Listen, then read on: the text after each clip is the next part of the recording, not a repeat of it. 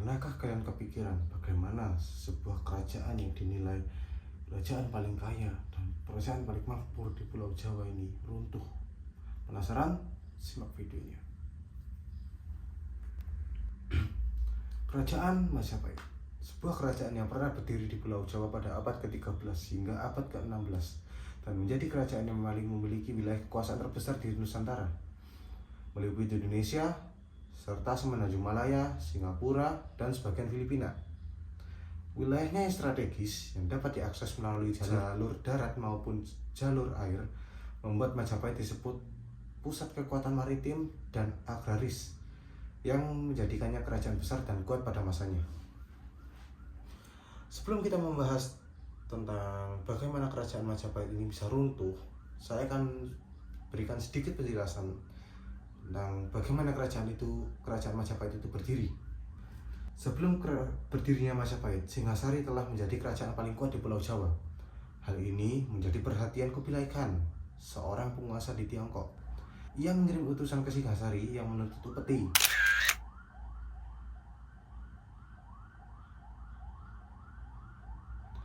Kertanegara, seorang penguasa kerajaan Singasari yang terakhir, menolak untuk membayar upeti dan melakukan utusan tersebut dengan merusak wajahnya dan memotong telinganya. Kubilai Khan marah lalu memberangkatkan ekspedisi besar ke Pulau Jawa pada tahun 1293 tahun Saka.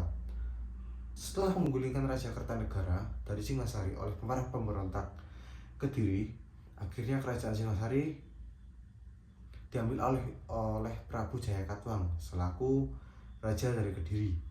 Setelah pemberontakan yang dilakukan oleh Prabu Jayakatwang pada kerajaan Singasari, Kertajasa Jayawardhana atau disebut juga Raden Wijaya selaku menantu dari Raja Kertanegara melarikan diri dari kejaran para pasukan Jayakatwang, dan pada saat itu juga Raden Wijaya mencari perlindungan dari Arya Wirajaya yang masih setia pada kerajaan Majapahit. Pada saat Raden Wijaya datang, penyambutannya sangat baik dilakukan oleh Wirajaya kepada Raden Wijaya. Ia menyampaikan cita-citanya bahwa ingin menggulingkan Prabu Jayakatwang dan mendirikan kerajaan baru serta ambisinya untuk menguasai Pulau Jawa. Wirajaya akan diberi setengah dari kekuasaan Raden Wijaya jika hal itu terjadi. Setelah Arya Wijaya mendengar hal tersebut, akhir kata Arya Wijaya ini setuju dan terbentuklah kerajaan Majapahit dan ibu kotanya berada di daerah Mojokerto, Trowulan. Oke, kita kembali ke topik runtuhnya Majapahit. Singkat cerita, Gayatri atau biasa dikenal sebagai Raja Patni selaku istri dari Raden Wijaya, ibu dari Ratu Tribhuwana Tunggal Dewi Jaya Wisnuwardhani, dan nenek dari Hayam Wuruk, wafat pada 1272 tahun Saka. Setelah ibundanya wafat, Ratu Tribhuwana Tunggal Dewi ini menyerahkan tahta Majapahit kepada putranya Hayam Wuruk. Ketika naik tahta Hayam Wuruk baru berusia 16 tahun. Pada masa pemerintahan Hayam Wuruk, Majapahit mengalami zaman keemasan. Hayam Wuruk didampingi oleh Mahapati Gajah Mada. Hayam Wuruk menjadi raja Majapahit yang paling terkenal. Gajah Mada meneruskan cita-citanya, satu persatu kerajaan di Nusantara dapat ditaklukkan di bawah Majapahit. Wilayah kerajaannya meliputi hampir seluruh wilayah ke Nusantara sekarang, ditambah Tumasik atau wilayah yang sekarang dikenal sebagai negara Singapura, dan Semenanjung Melayu. Kebesaran Majapahit mencapai puncaknya pada zaman pemerintahan Ratu Tribhuwana Tunggal Dewi pada tahun 1250 hingga 1272 tahun Saka, dan mencapai zaman keemasan pada masa pemerintahan Prabu Hayam Wuruk 1271 hingga 1311 tahun Saka, dengan Mahapati Gajah Madanya yang kesohor di pelosok Nusantara itu. Pada masa itu kemakmuran benar-benar dirasakan oleh seluruh rakyat Nusantara. Sesudah mencapai puncaknya pada abad ke-14, kekuasaan Majapahit berangsur-angsur melemah. Setelah wafatnya Hayam Wuruk pada tahun 1311 tahun Saka, Majapahit memasuki masa kemunduran, salah satunya akibat konflik perebutan takhta. Pewaris Hayam Wuruk adalah putri mahkota Kusumawardhani yang menikahi sepupunya sendiri, Pangeran Wikramawardhana. Hayam Wuruk juga memiliki seorang putra dari selirnya yang bernama Wirabumi, yang juga menuntut hak atas takhta. Akhirnya muncullah perang saudara yang pertama kali yang disebut dengan Perang Paragreg. Diperkirakan terjadi pada tahun 1327 hingga 1328 tahun Saka, antara Wirabumi melawan Wikrawardhana. Perang ini akhirnya dimenangkan oleh Wikrawardhana. Perang saudara ini melemahkan kendali Majapahit atas daerah-daerah taklukannya di seberang. Setelah adanya kejadian Perang Paragreg tersebut, Majapahit mulai menunjukkan tanda-tanda keruntuhan. Salah satu yang menyebabkan Majapahit runtuh adalah konflik dengan Kerajaan Demak yang didirikan oleh Raden Patah. Oke. Sebelum saya membahas konflik antara Kerajaan Majapahit dengan Kerajaan Demak, saya menceritakan siapa itu Raden Patah. Raden Patah merupakan putra dari Raja Kertabumi atau biasa dikenal sebagai Prabu Brawijaya V dari seorang selir putri Cina yang bernama Xiu Banqi. Saat Xiu Banqi ini hamil tua, Ratu Darawati cemburu kepadanya dan berakhir diceraikan oleh Prabu Brawijaya V serta dihadiahkan kepada pemimpin legendaris Tionghoa yang bernama Arya Damar. Dan mereka berakhir menikah setelah melahirkan Raden Patah di Palembang dan dididik secara Islam. Oke, kembali lagi ke konflik Demak dan Majapahit. Awal mula konflik ini ketika Raden Patah mengunjungi ayah kandungnya Prabu Brawijaya V. Dalam pertemuan tersebut, Raden Patah meminta kepada sang Prabu untuk memeluk dan menjalankan agama Islam di Kerajaan Majapahit. Selain itu, Raden Patah menyarankan kepada Prabu Brawijaya V untuk membangun masjid di hutan Bintara. Prabu Brawijaya V memberikan jawaban kepada Raden Patah bahwa dia tidak menghalangi siapapun untuk berpindah agama ke Islam, dan ia memberikan izin untuk membangun masjid di Bintara. Namun, Prabu Brawijaya sendiri tidak ada niatan untuk berpindah agama. Setelah mengetahui jawaban Prabu Brawijaya, Raden Patah pergi meninggalkan Majapahit. Sebelum ke Bintara, ia singgah ke tempat Sunan Ampel. Di sana ia menceritakan kepada Sunan Ampel tentang ketidakmampuannya membawa Prabu Brawijaya untuk memeluk agama Islam. Raden Patah menyatakan keinginannya untuk merebut Majapahit dan mengganti rajanya dengan raja Islam. Namun Sunan Ampel melarangnya karena tidak lama lagi kerajaan Majapahit akan segera berakhir kekuasaannya. Singkat cerita, konflik semakin memanas. Akhirnya Prabu Brawijaya V mengirim utusan kepada Adipati Pecatanda yang untuk membujuk Raden Patah, dan tidak diperkenankan untuk kembali ke Majapahit sebelum berhasil membujuk Raden Patah. Ketika Adipati Pecatanda tiba di Kerajaan Demak, Raden Patah terkejut dan curiga dengan maksud kedatangan Adipati Pecatanda tersebut. Dan benar saja, maksud kedatangan Adipati Pecatanda adalah untuk menyerang Kerajaan Demak, dan Demak berakhir kalah pada perang tersebut. Namun Raden Patah tidak ingin menyerah. Ia mengumpulkan para prajuritnya serta mengatur strategi untuk menyerang kembali Kerajaan Majapahit di hari yang akan datang. Setelah prajurit Demak terkumpul dan strategi sudah dibentuk, akhirnya Kerajaan Demak melayangkan serangan kepada Majapahit. Pada awal peperangan sebenarnya Demak sudah unggul. Prajurit Majapahit sudah banyak yang tewas. Namun keadaan semakin berubah ketika Adipati Pecatanda turun tangan.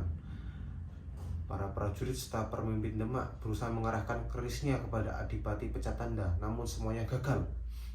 Setelah beberapa para prajurit Demak sadar bahwa Adipati Pecatanda ini merupakan panglima perang Majapahit yang sulit dikalahkan, mereka berhenti sejenak dan sempat ingin menyerah. Namun di sisi lain, para prajurit Majapahit mulai kehilangan semangatnya untuk berperang. Adipati Pecatanda pun bingung karena tidak banyak lagi yang akan membantunya jika peperangan ini berlanjut. Akhirnya Kerajaan Majapahit menyatakan menyerah dari peperangan, sementara Prabu Brawijaya menghilang dari Majapahit. Nah, dari sini setelah saya menceritakan konflik antara Kerajaan Demak dengan Kerajaan Majapahit, kalian pasti penasaran dong, apa yang terjadi kepada kerajaan Majapahit setelah menyatakan menyerah dari peperangan.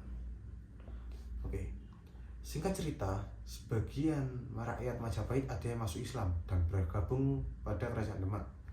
Dan rakyat yang masih setia pada kerajaan Majapahit melarikan diri menuju sisi timur Pulau Jawa yang dipimpin oleh Patih Gajah Mada dengan tujuan untuk melestarikan tradisi dan kebudayaan Majapahit. Setelah sekian lama perjalanan, akhirnya mereka tiba di sekitar lereng Gunung Bromo. Beberapa rakyat Majapahit merasa kelelahan dan memutuskan untuk tinggal sementara di lereng gunung tersebut untuk mencukupi persediaan bahan makanan mereka selama perjalanan. Setelah persediaan makanan mereka dirasa cukup, akhirnya mereka memutuskan untuk melanjutkan kembali perjalanannya. Namun, terdapat salah satu pasangan yang tidak ingin melanjutkan perjalanannya dan memutuskan untuk tinggal di lereng gunung tersebut. Dikarenakan mereka menilai bahwa lereng gunung tersebut memiliki tanah yang subur. Pasangan tersebut bernama Joko Seneng dan Roro Anteng. Akhirnya mereka mendirikan pemukiman di lereng gunung tersebut, dan sekarang pemukiman tersebut kita kenal sebagai pemukiman suku Tengger. Patih Gajah Mada dan rakyat Majapahit yang tersisa akhirnya melanjutkan perjalanannya menuju ke sisi paling timur Pulau Jawa. Setelah sekian lama mereka berjalan, akhirnya tiba juga di sisi paling timur Pulau Jawa, yaitu daerah Blambangan atau yang sekarang kita kenal sebagai daerah Banyuwangi.